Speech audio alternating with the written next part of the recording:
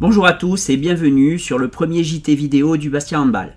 Au sommaire aujourd'hui, la reprise des entraînements, la fête du sport, un point sur les équipes du Bastia Handball engagées dans les divers championnats et nous verrons également ce qu'il se passe au-delà de Bastia.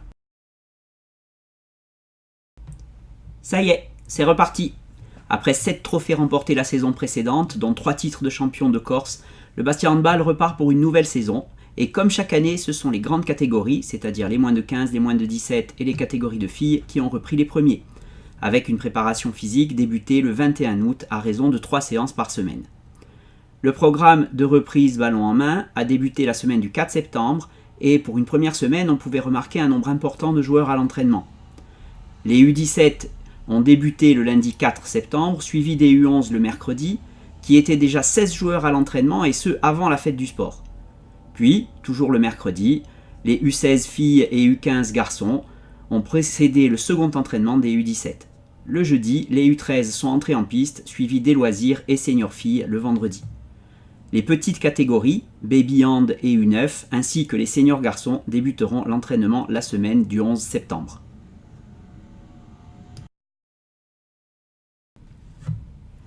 La fête du sport, organisée par la CAB sur la place Saint-Nicolas, est une manifestation incontournable au début du mois de septembre. Parents et enfants viennent prendre des informations sur les nombreux sports à disposition à Bastia. Le Bastia Handball était bien entendu présent le samedi 9 avec son stand et le dimanche 10 septembre où il présentait des animations pour les jeunes et les moins jeunes.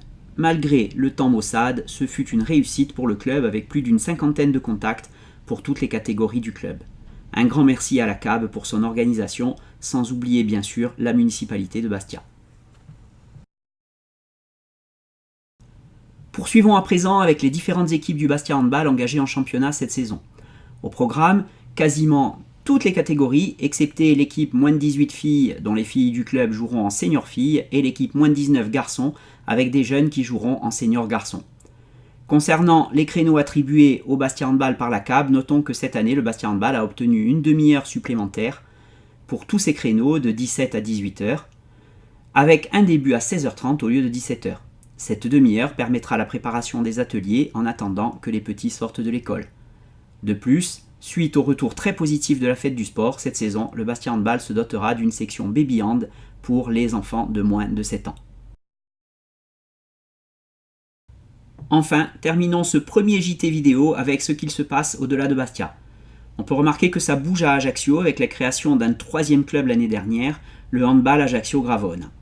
Le Bastia Handball adresse toutes ses félicitations à l'équipe dirigeante de ce nouveau club pour son développement rapide, puisqu'il devrait présenter des équipes dans de nombreuses catégories cette année.